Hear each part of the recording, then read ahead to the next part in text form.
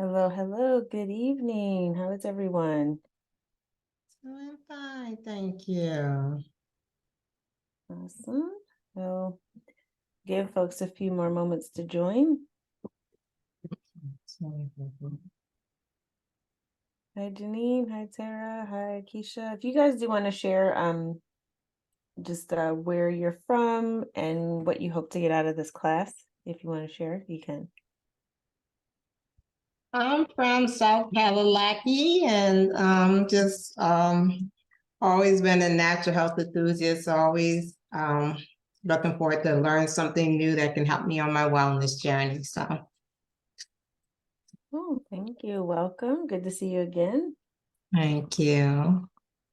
Tara looks like she's still connecting to audio. Keisha, if you want to share, you can type in the chat if you don't want to come on camera, or you're welcome to come and share. Hi. Hi, everybody. I'm here to, same as the ladies before me said, I love to learn and love about doing better things for our body and eating and everything. So just here to get more information and to hear other tips. Hopefully it's tips I don't know, but even if I know them, it's still always a good refresher. So I'm here. Yeah.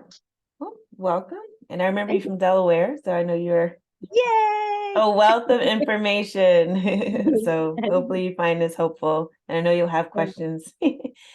And Maria is still joining us. Tara, you can feel free to share in the chat, or if you want to unmute, you can. It's up to you.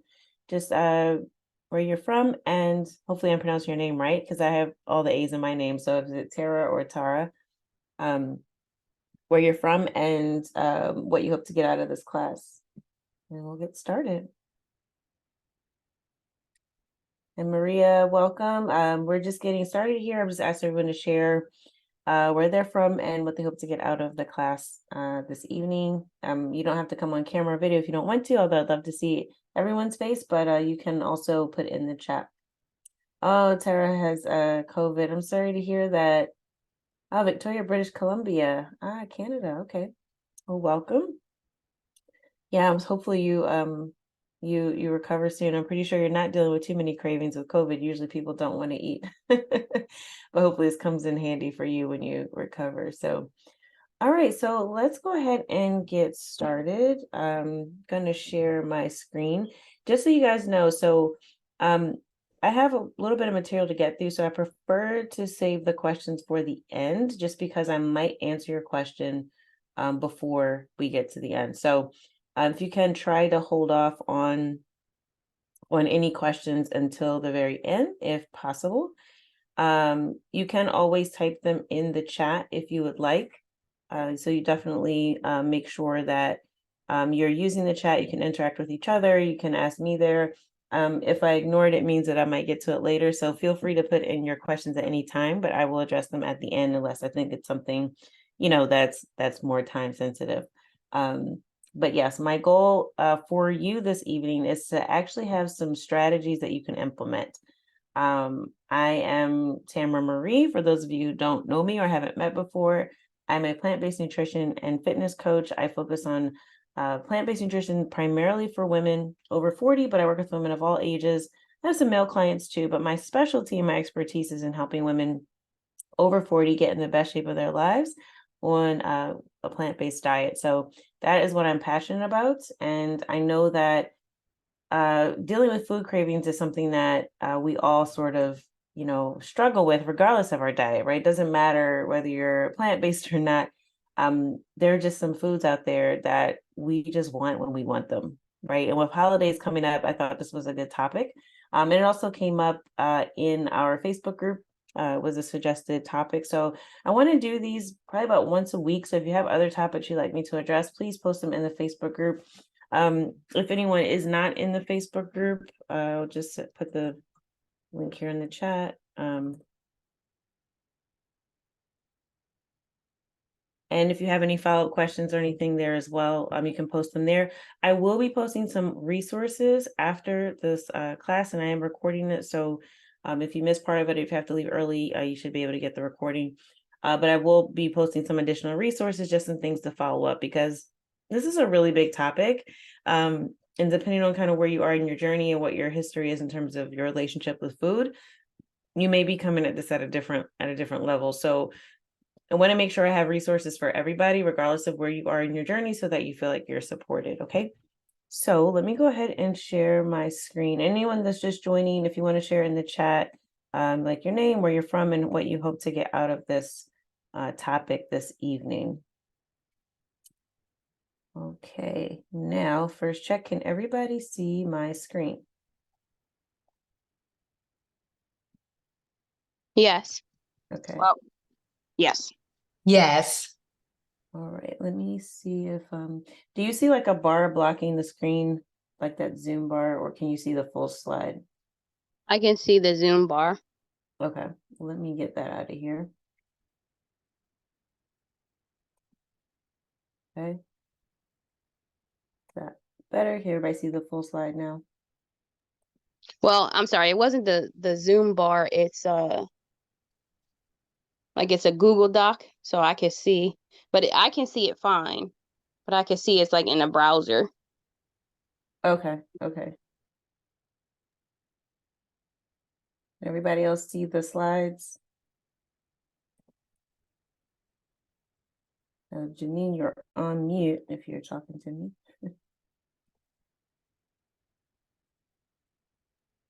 I was just saying, I can see the full slide with the Okay. lady kicking and the donuts, the whole thing. Yeah.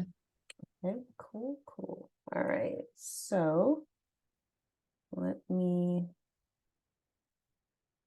get out of this window here. So yeah, I will be checking the chat periodically, but I'm just gonna go through.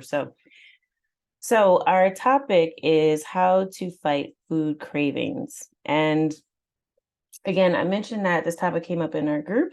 And also it is a really good time to talk about this, even though year round, we all may have different cravings and different things that we are, struggling with, right? We all have our own relationship with food, our own things that we find irresistible. And those could be different for everybody, right? But as far as the holidays coming up, that's usually a time when we experience the most food cravings, right? Like we tend to be confronted with a lot more situations this time of year where we are trying to manage how much we're eating and also dealing with the things that we crave on a regular basis. So I thought it'd be a great time to talk about why we crave foods and how to kick the habit of indulging in those cravings. So before we really get into this, well, I'll go over the agenda really quick, and then I'm going to ask you all a question. So this is meant to be an interactive workshop. I do not want to just be talking at you the whole time. I will be asking for you to participate either in the chat, or if you have notes app on your phone or a pen and paper or journal, it would be great to get that out now so that you can follow along with some of the exercises we're going to do. Because like I said, my goal is for you to leave here with some strategies that you can implement to really help deal with these issues. So if you showed up here, then this topic must be of some interest to you. So I'm sure you've craved foods from some time. So hopefully you'll get something out of this that you can implement right away. So what we're going to talk about is first, what are food cravings? I always like to start with definitions because a lot of us refer to things and we may mean something slightly different. So I want to make sure that we're all on the same page about what food cravings actually are. I'm going to talk about 3 reasons why we experience cravings. Now, there's probably many, many reasons, but these are the 3 main reasons. And I'm going to talk about that because I think the more we understand the mechanisms behind it, the better we are able to deal with the issue. I'm also going to talk about some things that make food cravings worse. Some of these are mindset things, some of these are environmental, some of these are just like our modern life, but I want to identify that because I want us to be really clear on the fact that we are humans and we can only do but so much. So cravings aren't a sign of weakness or a character flaw. It's just something that we experience. And there are some things in our environments and our lives that make cravings worse. And then the best part, we're going to talk about how to overcome cravings once and for all. And I have about a 5-step exercise I'm going to walk you through so that you can really strategize how you can make some changes going forward so that you don't feel like you are just hopelessly going to indulge in and give up on your diet or whatever your goals are every time you see, in this case, a chocolate bar or whatever your craving is. Okay, so my first question is, how big of a problem are food cravings for you right now? Like on a scale of 1 to 10, like 0 being, I have no problem. I always eat exactly in alignment with what I want to eat. And I never succumb to any food cravings. In fact, I don't even have any. I only crave lettuce and, I don't know, salad, right? Or 10, like, oh, you feel like you are really struggling with this. This is something that you experience on a regular basis. And you can see that it's sabotaging your goals. You don't feel good about yourself afterwards. And you really feel like if this is a problem that you could get a handle on, you would be in a much better position with your health and with your physique. So from 0 to 10 and anywhere on that spectrum, just let me know in the chat how big of a problem are food cravings for you right now.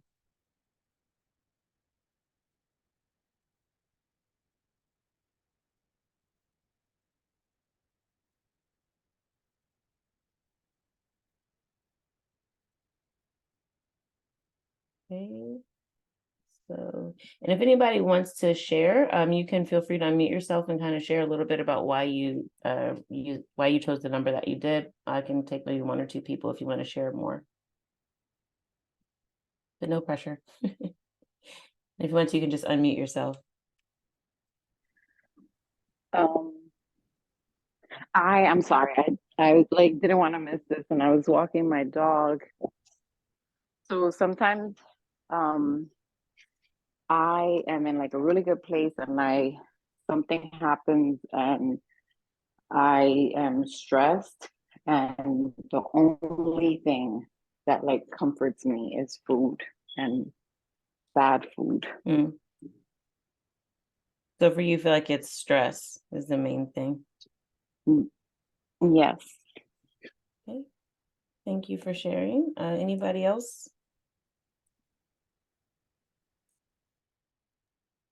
That's pretty much how it is with me. The same thing that she said. Like right now, in the past 2 weeks, I've been really trying to work on my hormonal balance, and so seems like I've, did okay with trying to handle. I don't know if it's so much food cravings per se, but overeating.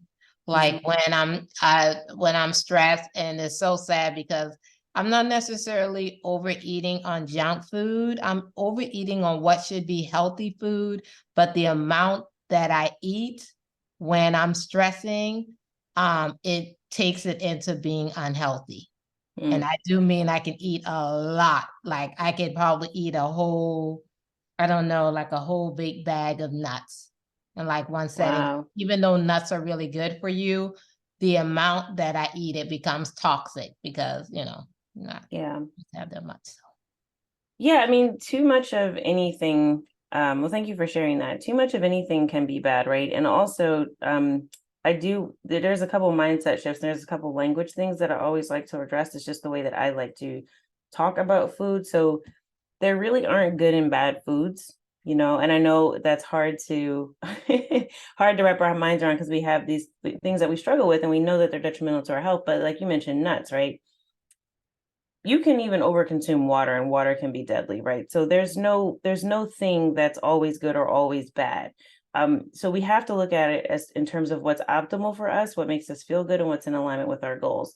So I really like to, steer us more towards that. Cause like you said, well, nuts are healthy. Well, if you have a nut allergy, they could be lethal, right? So let's not blanket any food with being good or bad because everything has its downside if we're not consuming it in an optimal way for us. So that's just something that you will notice that I, really do try not to say that something is inherently good or healthy or inherently bad, because it all really just depends on the situation.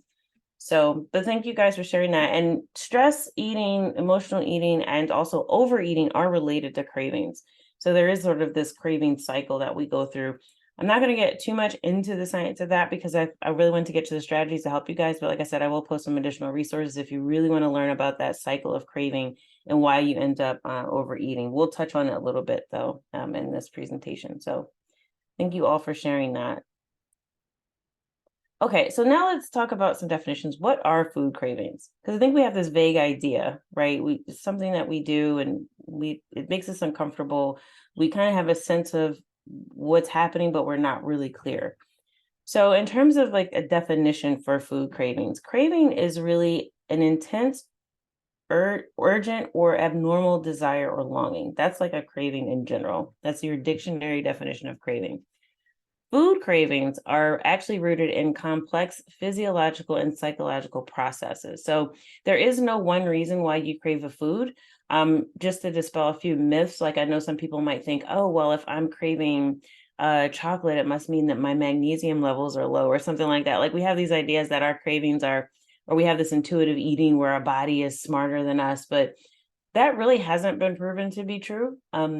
Even looking at an example, if you've ever experienced iron deficiency anemia, sometimes you crave things that have no nutrient value at all, like ice chips and eating paper and things like that. So while there can be some correlations between our health and our cravings, I would not use that as wisdom to guide me that, oh, if I want this food, it must mean that. So that is a little bit of pseudoscience there, but our cravings are telling us something. And there are a lot of processes that go on in our mind and body that work together to really produce these cravings.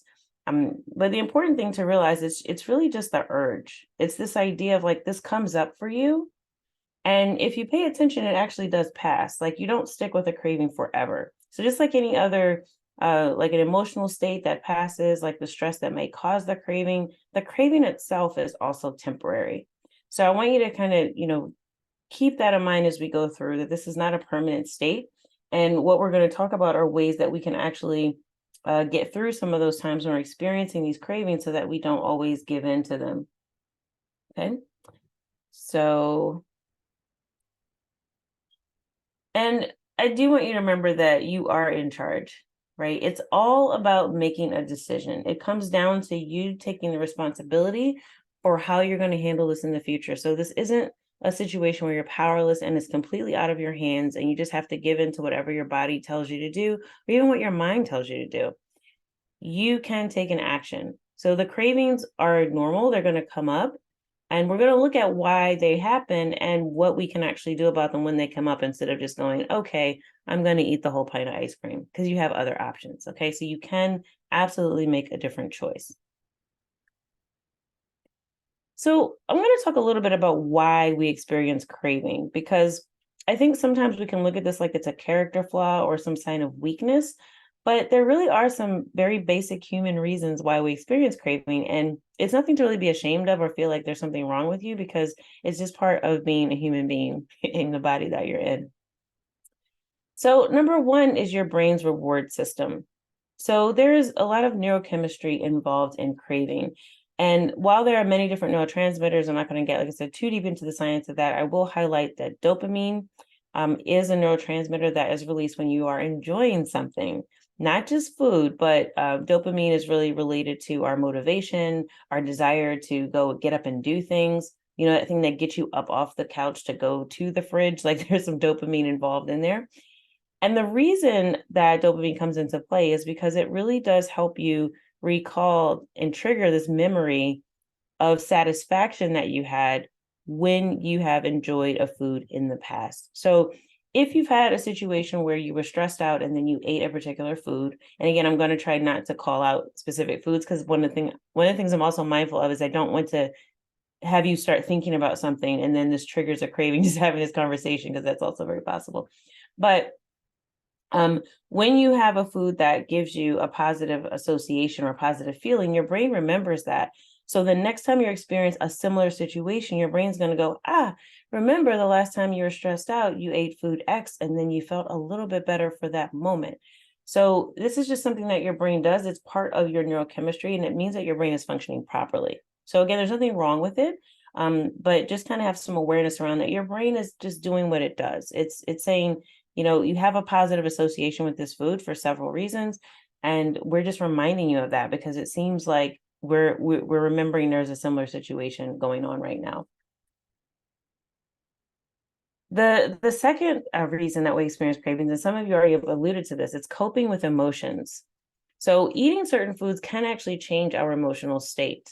So there's a reason why people say things like comfort foods, right? Because there are foods that do cause some type of a reaction to us and change our emotional state.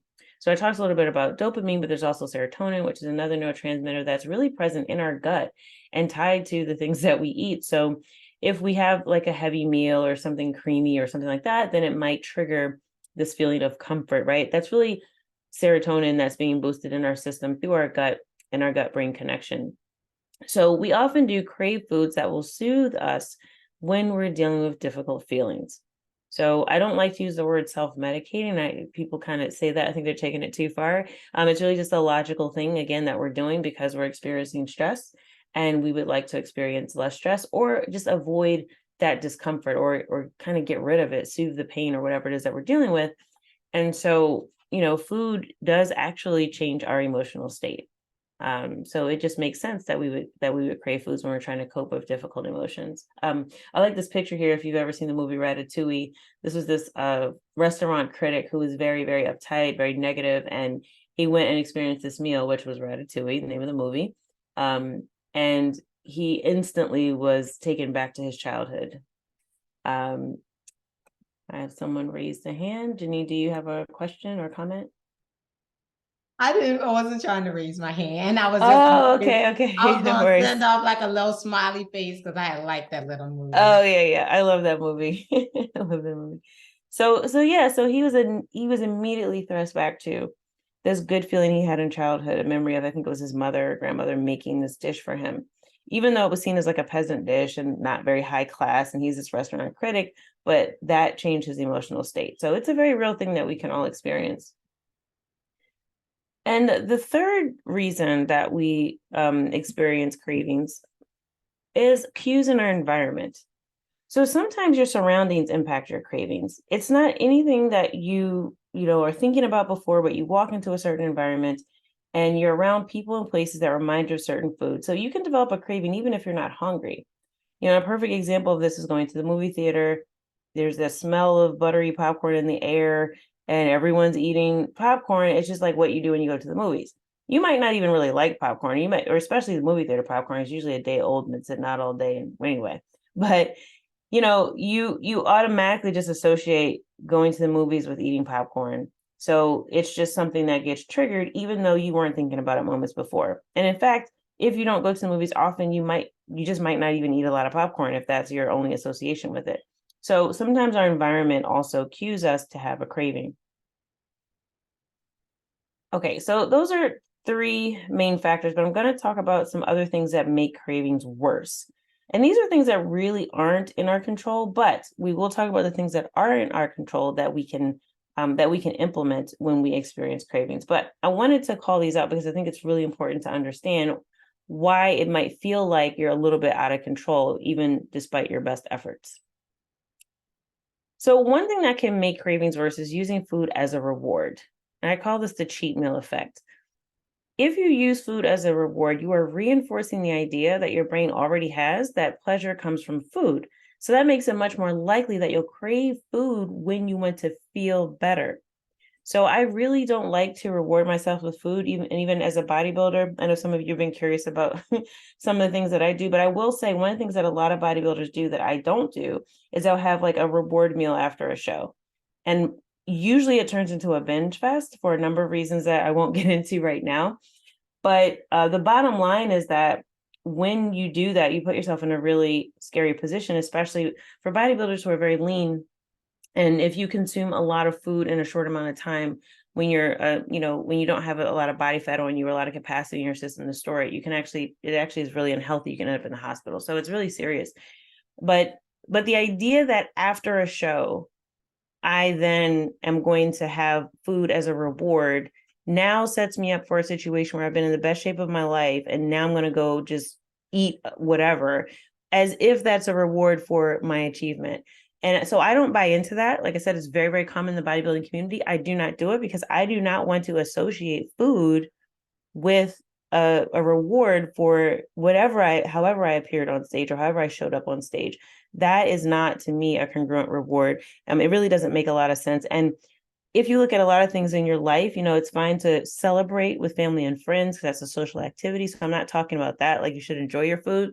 But if you are literally waiting for a moment to eat food as if it's this big reward, you are reinforcing the idea that emotional eating, even if it's positive, right? Because we usually think it's negative, but even if it's just like, oh, every time there's a birthday, I'm going to have a piece of cake. Well, what if you have 20 friends that all were born in October? You just ate like cake every day this month, right? Not a great strategy.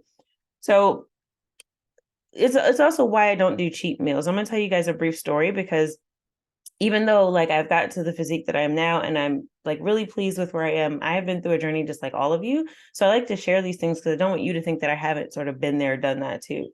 So why I don't do cheat meals, I actually did try a diet, and I won't say the name of it because there's a jillion out there and we've all tried like half of them, right? Um, I was going through this period where, I was trying to lose weight. I was like, let me follow this diet. And that diet included cheat meals, right? And several diets do, right? It's not exclusive to this diet. But they actually really hyped it up in the explanation. They go, oh yeah, on your cheat day, it's a full day. Like you go all out. So while I was eating this like very, rule-based diet during the week, I got to pick my cheat day. So I had chose, I think, Saturday. I was like, oh yeah, Saturday is the day. I'm gonna do it. And at the time I was still vegetarian. I wasn't fully vegan yet. So this was years ago. And I was like, oh, I know what I'm going to do for my cheat day. I'm going to go to Panera Bread and I'm going to get these cookies, right? And I'm not going to get into the explanation because, again, I don't want you guys to leave here with more cravings. But the idea was that I was so obsessed with my cheat day that I went there and I got like, I don't even remember how many cookies. And I ate like more cookies than I would have normally eaten. Like I do like chocolate, but this behavior to me was a sign of disordered eating. I was like, this is not me. Why am I stalking? I was literally outside, y'all, stalking Panera Bread, waiting for the bakery to open and for them to put in fresh cookies because I was told that a cheat day was my reward for getting through the week of eating healthy. So because I had that experience and because I did not like how I felt and I didn't like sort of what it turned me into in terms of my behavior, I really just don't believe in cheat meals. And also think about the word cheat. Like you can cheat on your spouse, you can cheat on taxes. I mean, you shouldn't, but no judgment. I'm not gonna say you should, but like cheating on food, cheating on your diet, that's so weird. Like, so I don't like that word. I don't like that association. I really don't use it because I don't think it's very helpful. And again, it just reinforces this idea that our emotions are tied to our food. And then we become obsessive about, a particular food. And the more we think about it and we ruminate on it, we're much more likely to get out of control. So I really just don't believe in cheat meals. So that's the cheat meal effect. So my little story. I have not done that since, by the way. The second thing is overly restrictive dieting. Now, for me, I haven't eaten meat since I was like 16 or 17 years old, right? So for me, having a plant-based diet is already quote unquote restrictive to like the general public. So anytime you put a lot of rules on what you can and can't eat, you're much more likely to want to break those rules. Like you're going to want to rebel. Now, this depends on your personality. I happen to be highly rebellious. Your mileage may vary, but at the end of the day, the more restrictions we put on ourselves, the more likely we are to want to break free from that because we're being a tyrant to ourselves and we don't like being told what to do, even if it's by ourselves, usually, right? So that's one form of restrictive dieting. Another form is if you're following a very low calorie diet, and the longer that you're in a calorie deficit, just meaning that you're consuming less energy than you need to maintain your body and you're actually losing weight, the much more likely it is for you to give into a craving because your body gets to a point where it needs more nutrients. And it's like, look, we need more. And you're much more likely to overdo it. Even when you're like, oh, I never had a problem with, whatever the food is, but now it's really hard for me to stop eating it.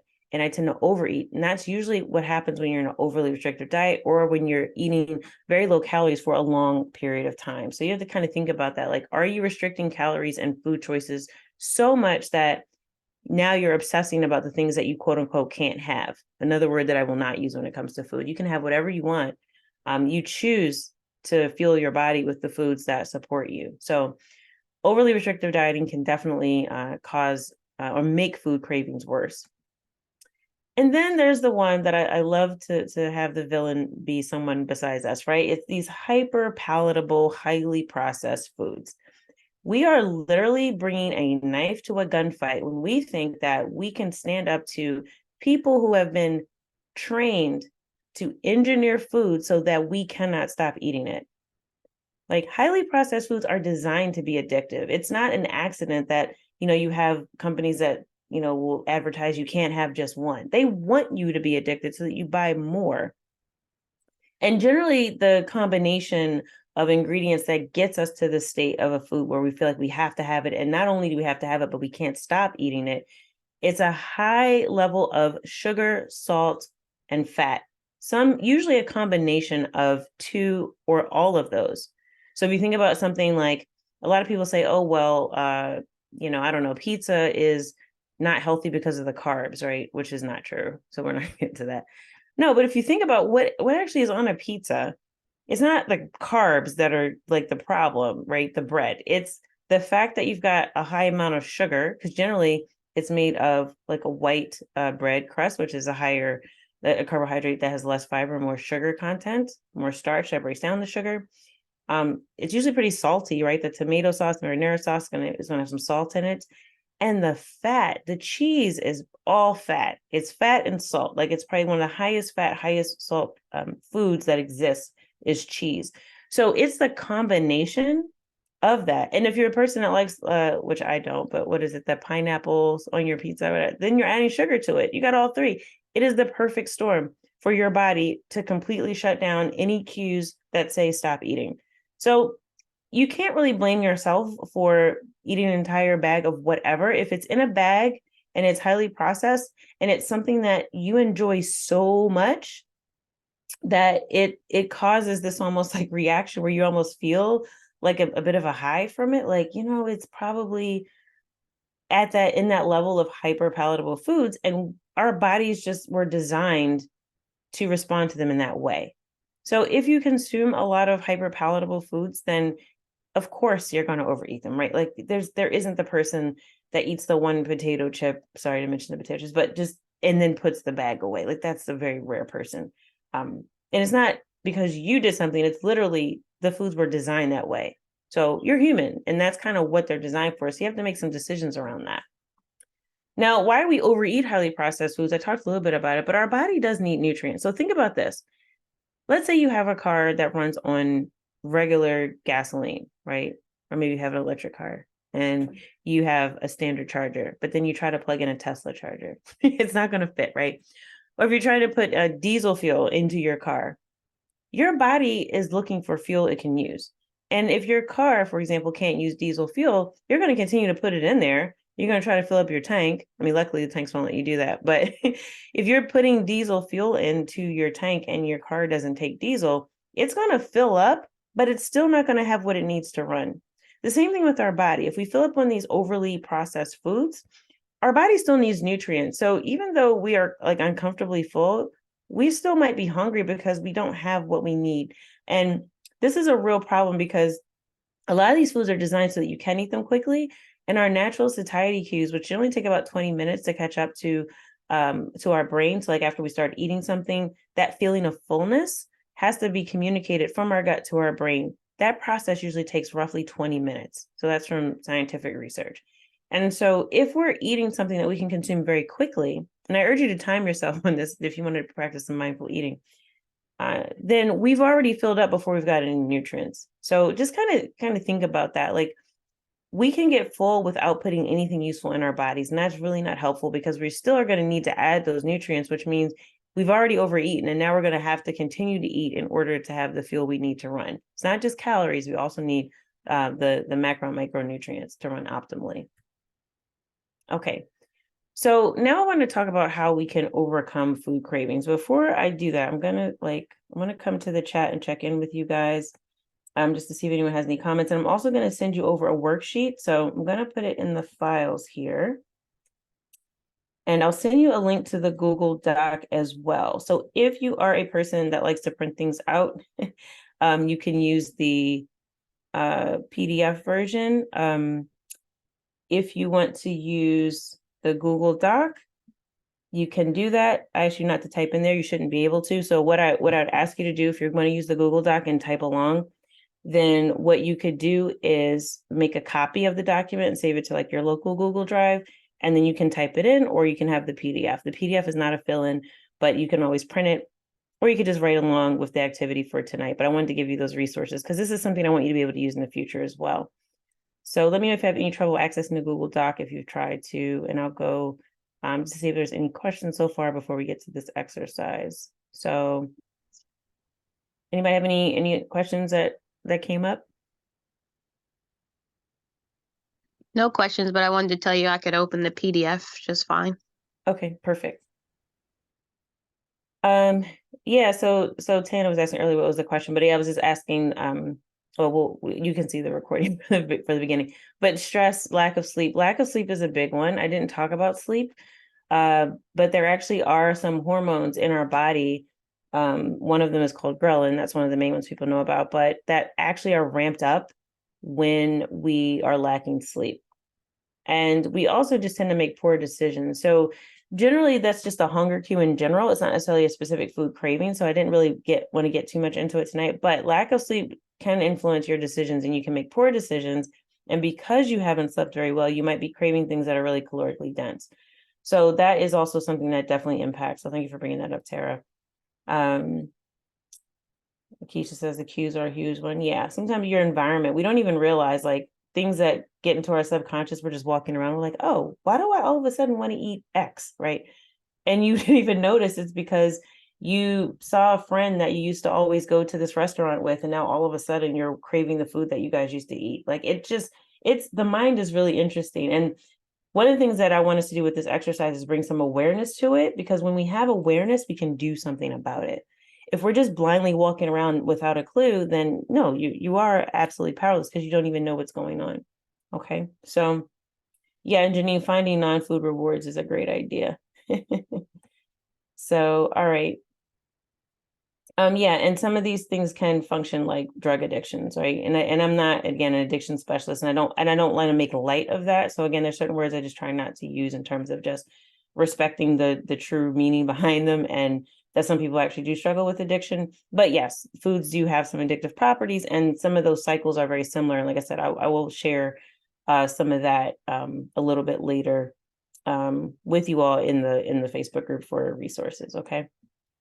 All right. So now let's get into the exercise again. Feel free to just write these down. I do want you to go through this now. You don't have to share in the chat if you don't want to, because this is your personal business. If you want some support behind that, you can feel free to share. I don't mind. But don't feel obligated to share, all of your cravings here. And if also you don't want to read the chat because you don't want to be triggered by something, feel free to kind of like mute that and put it to the side. Okay, so I don't want anyone to kind of come out of this in the worst position. I want you to have tools to really be able to move forward. All right, so let me trying to get rid of this little meeting bar again. Sorry guys, there's all this. I feel like Zoom has added about 47 different options that every time I open it, it's like updated to something else. I'm like, what happened to the thing I used to have? Okay, all right, cool.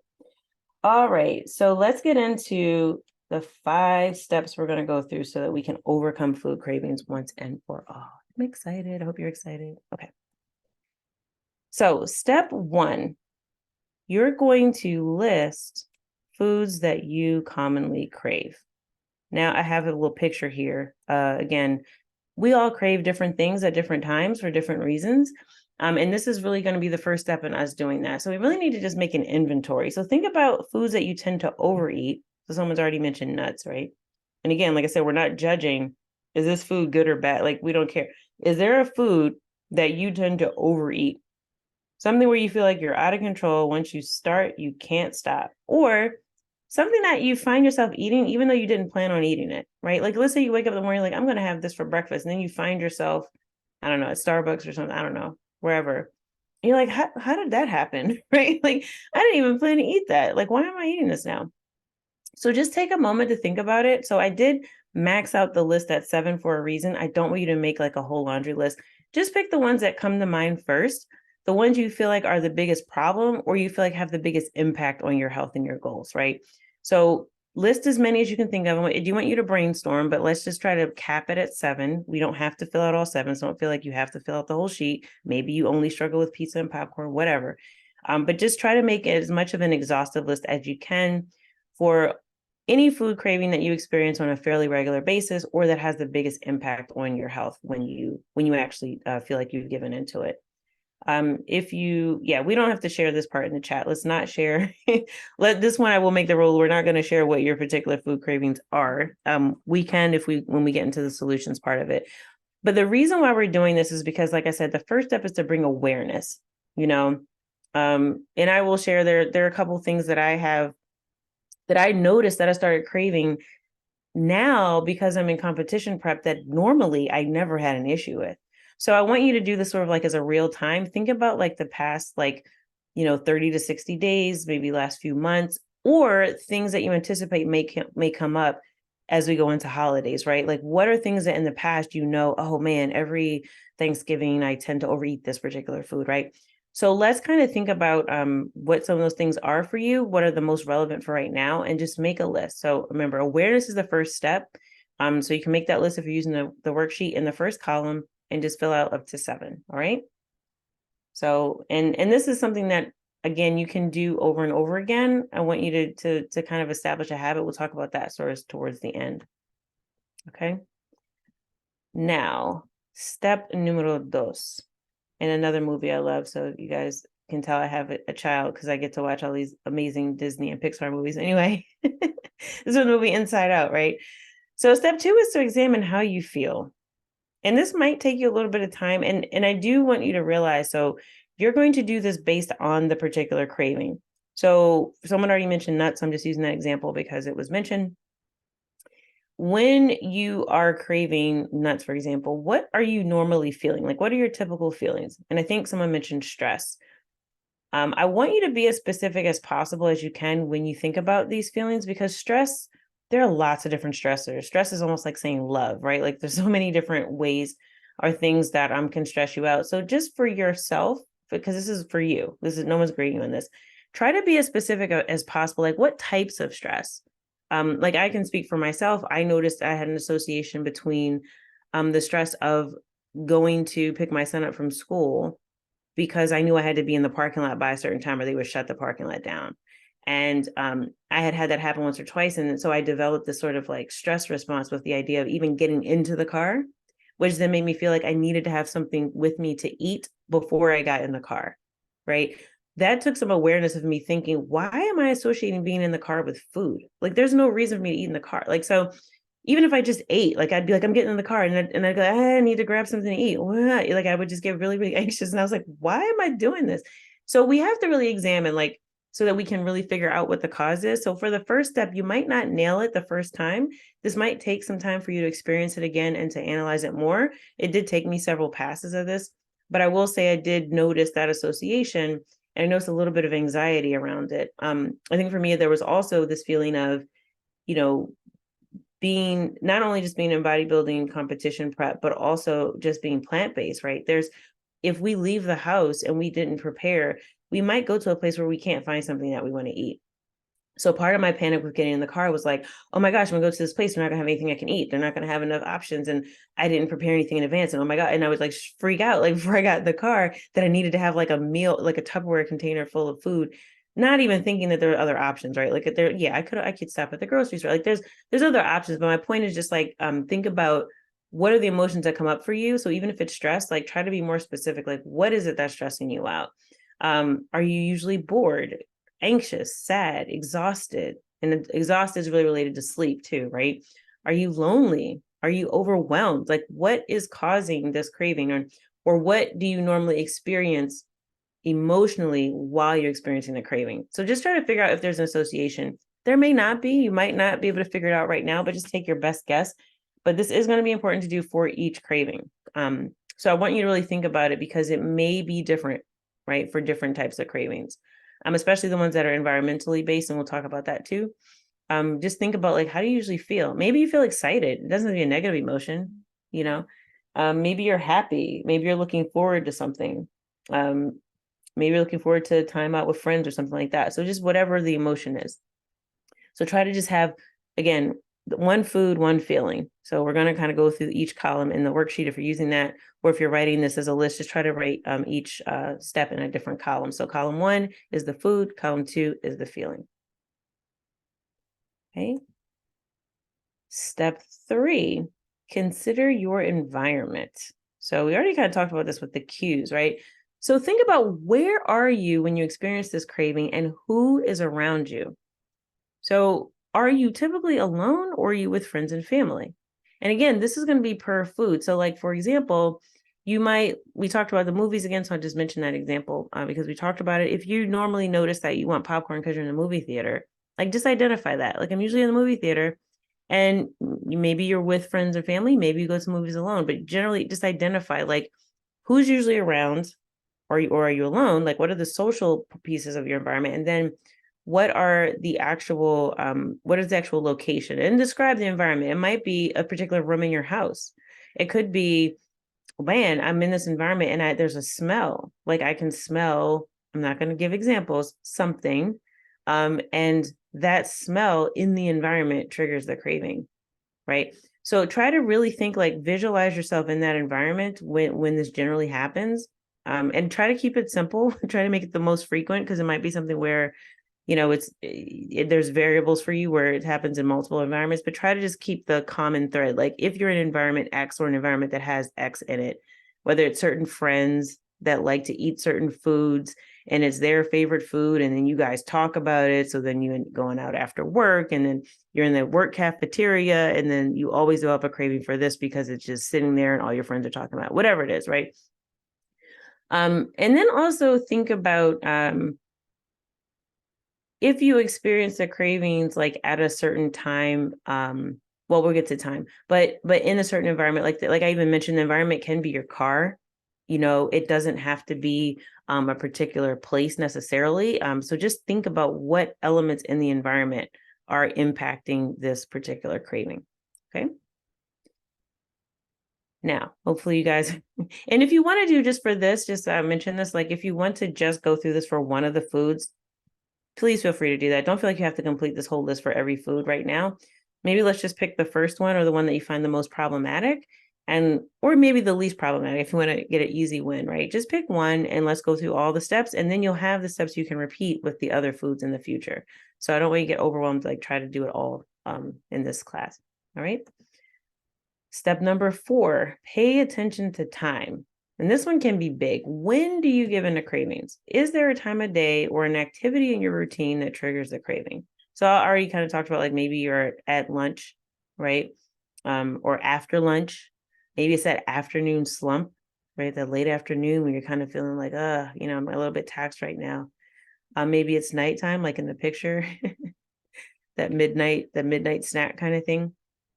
When do you usually give in to cravings? And it's also important to pay attention to when you experience them, but then also when you give in to them, because some of us may experience cravings for something maybe during the day, but we're at work, we don't have time to stop. But when we get home, or when we, leave work, now we have time to go stop at the store and get something, right? And grab something. Or so pay attention to timing in terms of not just when you experience the cravings, but when you're most likely to give in to them.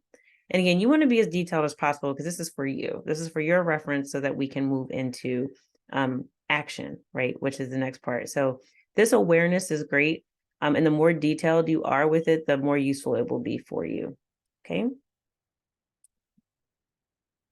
Now, my favorite part, step number 5. You're going to choose a strategy for each craving. So again, we're going to just start with one. So pick one to go through for the purposes of this exercise.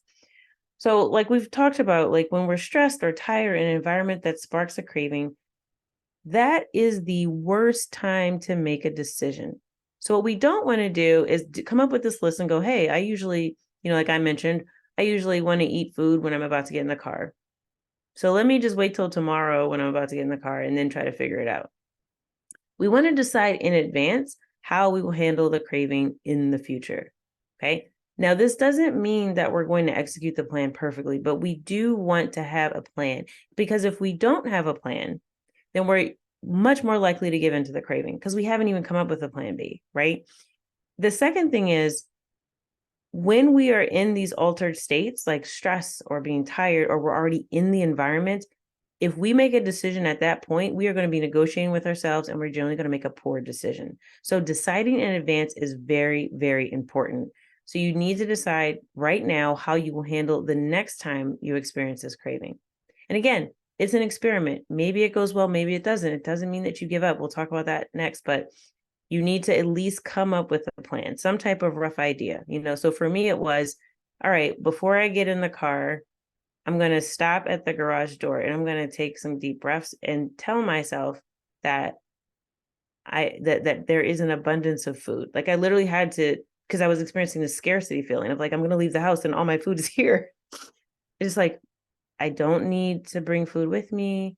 There's an abundance of food available. I don't need to eat right now. And I just would breathe, and then I would get in the car. So whatever it is for you, just try to come up with a plan that you think might work for you. All right.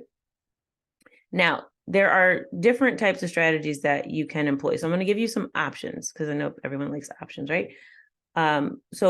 And different options might work for different types of cravings. So I want you to just think about which one might work for this particular food craving and just kind of think through it. And it might be obvious to you when you see the option, you go, oh yeah, that's definitely not going to work, right? Or, oh, that might work, right? Or I have some ideas. So just kind of go through, I'm going to go through 5 different options and just kind of pick the one that you think would work best for this craving and come up with a specific plan.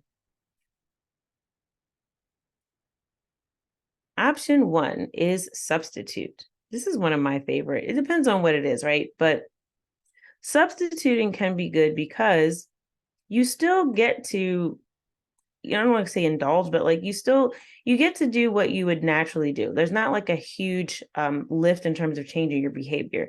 You're simply picking an alternative food option. So you want to select a food that will satisfy your craving, but isn't a win-lose. So I view this as like self-negotiation. You want to negotiate with yourself. Now, you don't want to come up with a win-lose. Win-lose means you feel good in the moment, right? Oh, I had the ice cream. And again, I apologize for the example, but I gave you a healthy alternative. So I can send you the link to Instacart. So if you want ice cream after you get off of this call, you can get Arctic Zero, and I'll tell you where to get it. All right, cool. Anyway, so you want to select a food that will satisfy the craving, but it's not something that you're going to feel good right now, or a relief of the stress. And then you're going to feel bad later because you feel guilty or you feel like, oh, I overate. And then you're going to start beating yourself up and, then you just don't feel good. So you don't want something that's just going to make you feel good in the moment.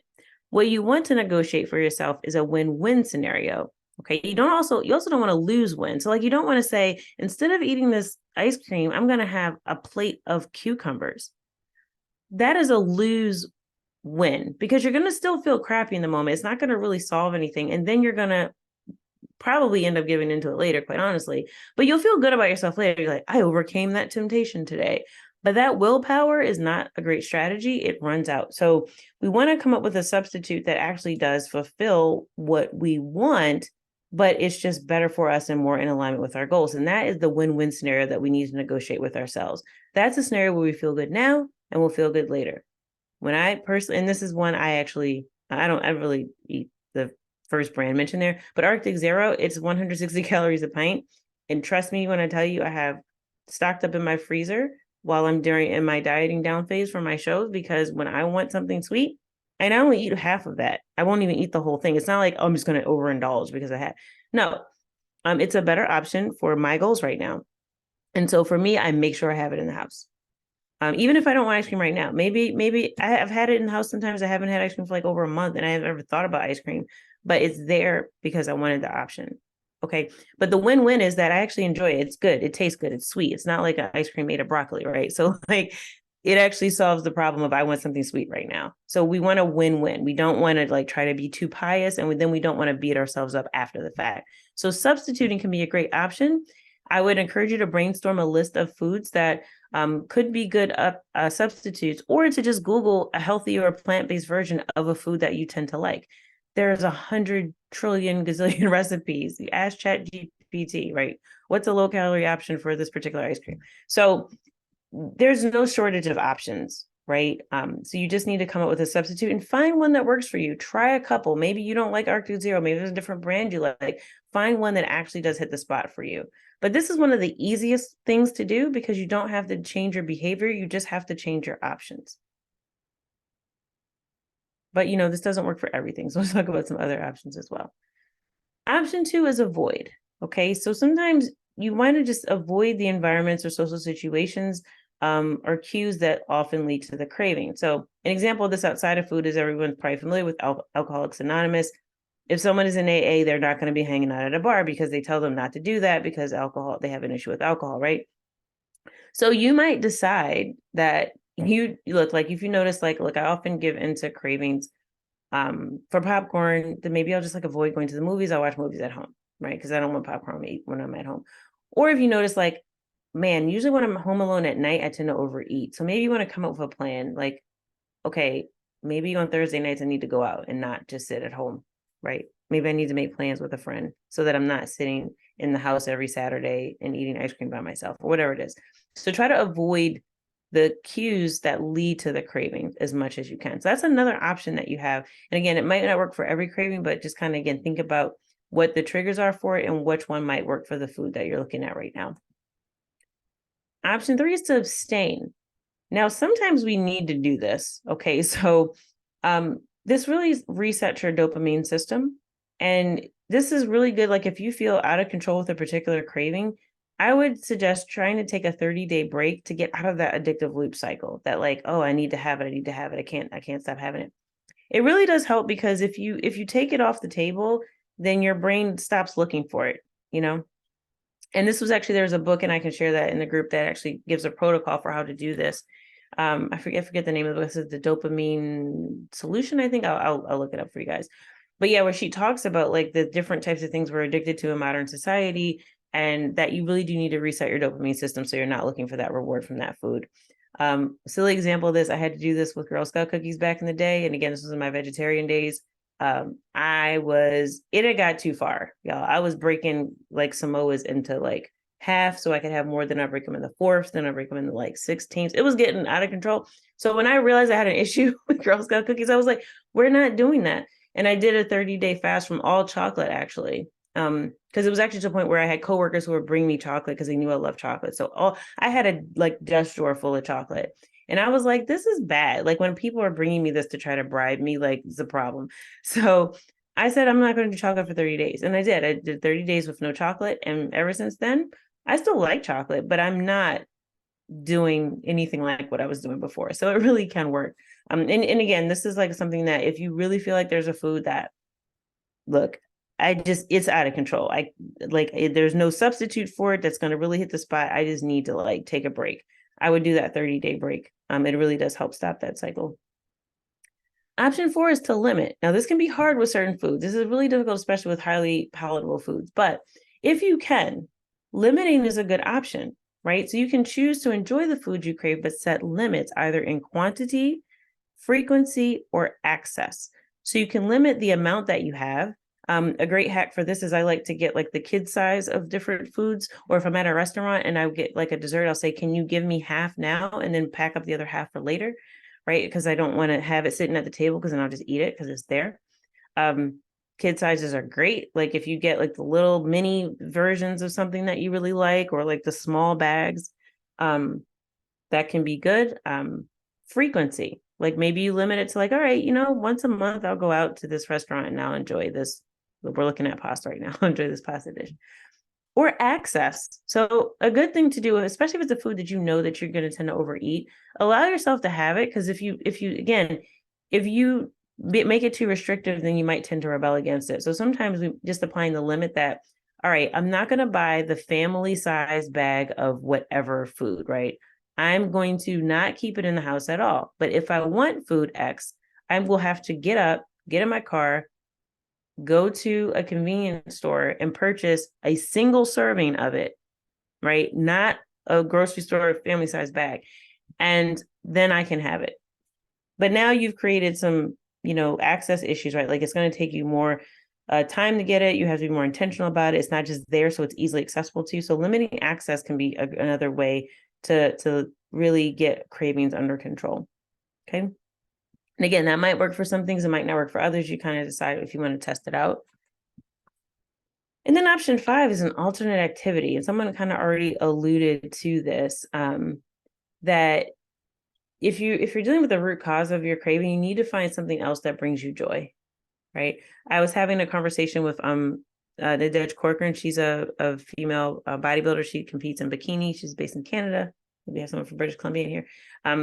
But she was on the podcast, and Nadej and I were talking about it. And I was like, how do you approach dieting down for a show? Because, we do get to pretty low levels of body fat as bodybuilders. And she said that for her, she had to disassociate pleasure from food to the point that we talked about like the strategy of like limiting yourself to like one dopamine hit from food a day, right? So like maybe you have something you enjoy and you have that, but you say, okay, now I'm going to find other things in life that bring me joy.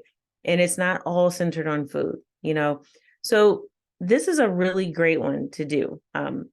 I don't like to think of it as a distraction because we really need to come up with something that does meet the need. So we're not talking about just don't look at the thing and, bury it, throw it outside. We want to actually come up with an activity that meets that root need that we have, or the root cause of the craving. So, for example, if you tend to like find yourself walking to the fridge repeatedly because you're bored, well, like find something else to do. Like, okay, for me, for example, I tend to be home Thursday evenings like I am now. And I go, okay, this is a day I don't have a lot to do. If I haven't planned an activity and I just get bored, I might find myself walking a circle around the kitchen. I go, why am I doing this? Like, because I didn't plan anything, you know? So maybe there's a book that you like, right? Or that you want to get into. This is actually a great time to use the strategy of like binge watching Netflix. I wouldn't say that'd be like your first example. I would try to associate it with like doing it while you're on a desk treadmill. That's what I like to do. But anyway, but if the problem is that you're bored, then you need to find something interesting. If the problem is that you're lonely, then maybe you need to pick up the phone and call a friend, right? Maybe have a couple people on the list that you know you're going to talk to. If you don't have anyone to talk to right now, you're like, well, don't really, my friends are busy. I'm having anyone to talk to right now. Get online, like I usually don't recommend like going to social media to make yourself feel worse. But maybe like you go to meetup.com and find like a virtual group. Like sometimes they have virtual game nights. So you can get on like, oh, maybe I'll meet some new people and I'll do a game night and I don't have to get up and leave the house, especially as it gets cooler. I don't know about you. I don't like leaving the house when it's cold outside. So maybe find a virtual group with humans that are on a live call and not just like going into doom scrolling Instagram, but come up with something, right, to deal with the root cause, whether it's loneliness, whether it's stress. Like I mentioned, my sort of anxiety around getting in the car, breathing exercises I did find pretty helpful with it, because sometimes we just need to pause and bring awareness and then calm ourselves down and calm our nervous system. So that's something else that we can do, is find strategies of mindfulness that can help us just calm down. Because then from that position, we can make better decisions. But this is one of my favorites because I think it takes food out of the equation. And I love that. Like just anytime we can be less focused and obsessed with food, the better. So again, this may not work for everything because sometimes you just want chocolate. But sometimes you really just need a hug, right? I hate to say it like that, but sometimes it really is that basic a human need, and we're trying to meet it through food, but we don't have to. All right. So those are your 5 options. So pick one that you feel like works for the particular craving that you are dealing with in this workshop. And if you have one, this is when I'm going to sort of open it up, that if you have a question about any of these strategies, or if you have like you want some suggestions for a particular craving, I'm here for that because I've dealt with lots of them. And I usually will have like a healthy option. And even if you're not 100% plant-based and you're like, well, I tend to go back and eat this chicken, or I can give you some options for that as well. We can do that after too. But if you have something right now, it's like a burning question, like, ooh, what do I do when I want pizza? Right. I can give you some options for that too. So anybody want to share too, you can feel free to share. You don't have to. Excuse me. Ooh. Like I said, this is an exercise for you, and I hope you're getting something out of it. So even if you don't share like a specific craving you're dealing with, if you could just kind of share with me how you found this exercise, walking through these 5 steps, and if you found it helpful. So feel free to unmute or just share in the chat as well. Hey, is my camera on? Let's see. Yep, okay. you're there. I see you. I like the part where you talked about the win, lose, win. Was that the substitute option? Mm-hmm. Mm-hmm.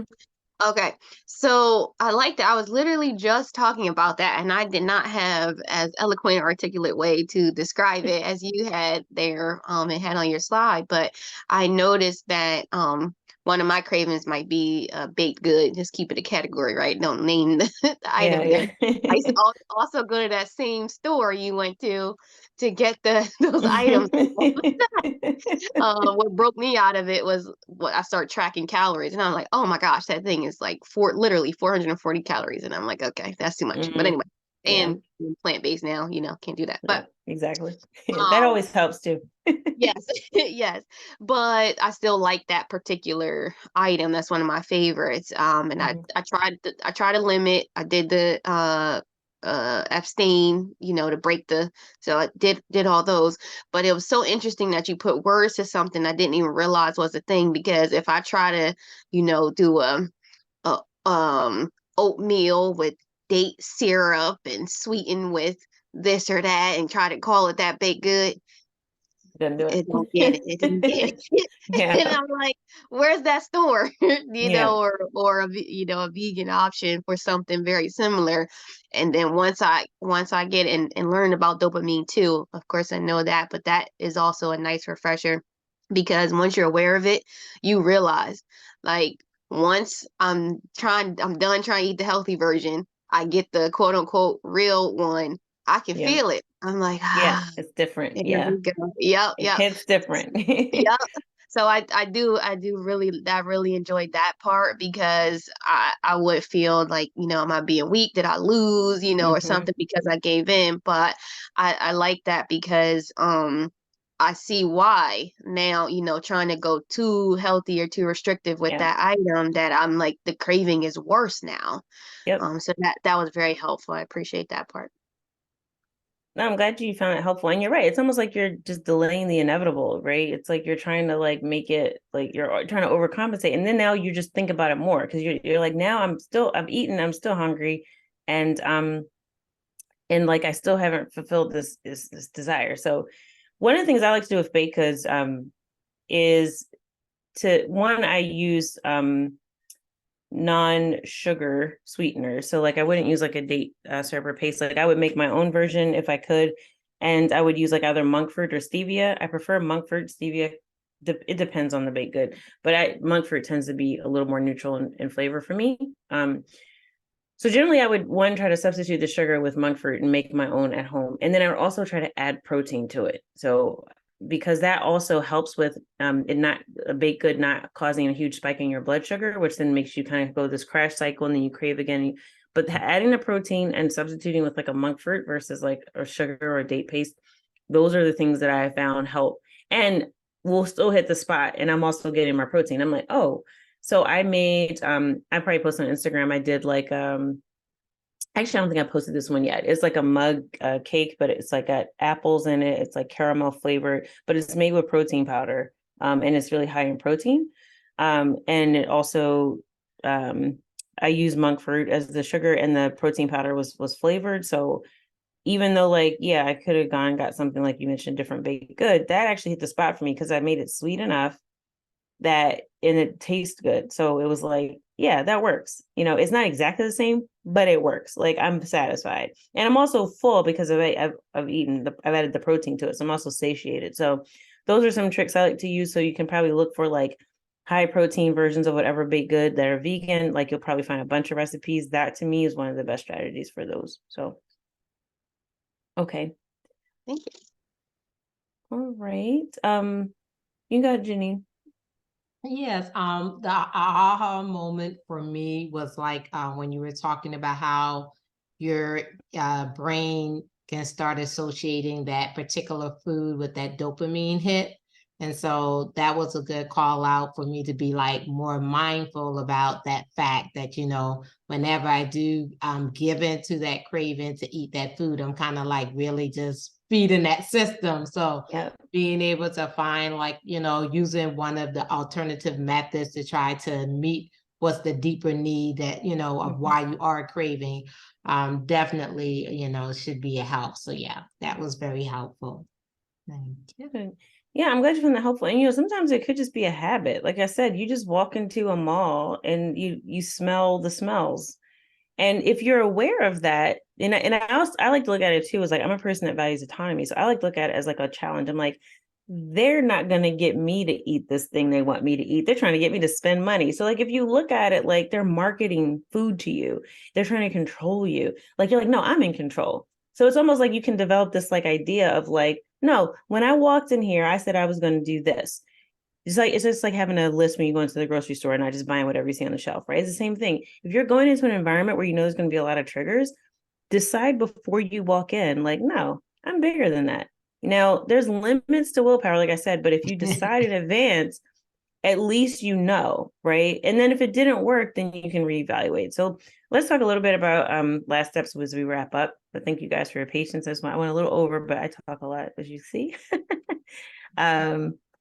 I want to just talk about moving forward, because this is a great like exercise to do once. And, I love to consume information and I love to learn strategies. And I think some of you are the same way, which is why you're here.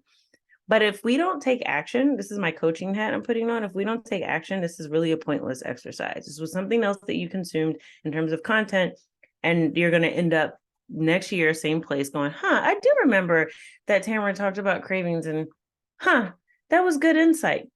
But that's not what I want. I don't want you to just have good insight. I want you to actually have good strategy. So moving forward, I want you to have this mindset of getting curious about your behavior. Like I mentioned, you're not flawed for so-called giving into a craving. You're human. And the better way to approach it, instead of going, oh my God, why did I do that? Right? That was so bad. And I don't believe this, is to get curious about it.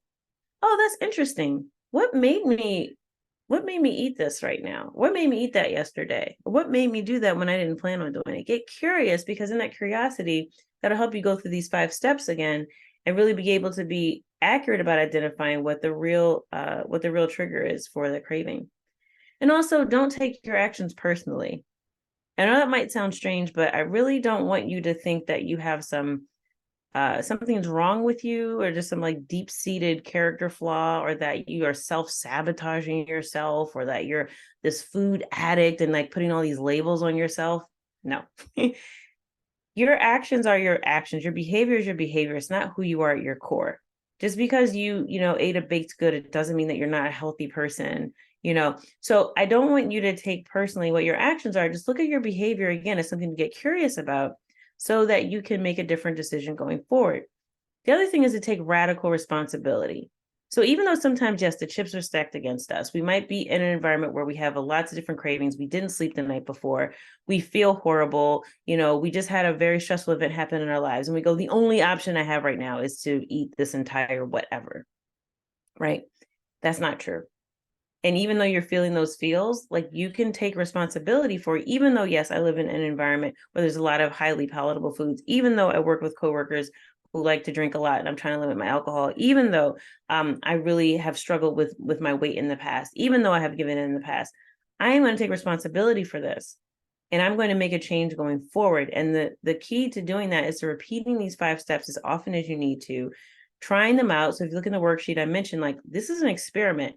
If you decided, like Keisha mentioned, oh, I'm going to eat oatmeal instead of having the baked good, okay, well, you tried that. Did it work? No. So that doesn't mean you failed. It means that, oh, let's get curious. Let's try something else, right? Because the date syrup wasn't going to get me there. There's something else about it that I like. So let me now figure out what to try next. Because until we're 6 feet under, there's always an opportunity to try again. So there's no failure, there's only learning.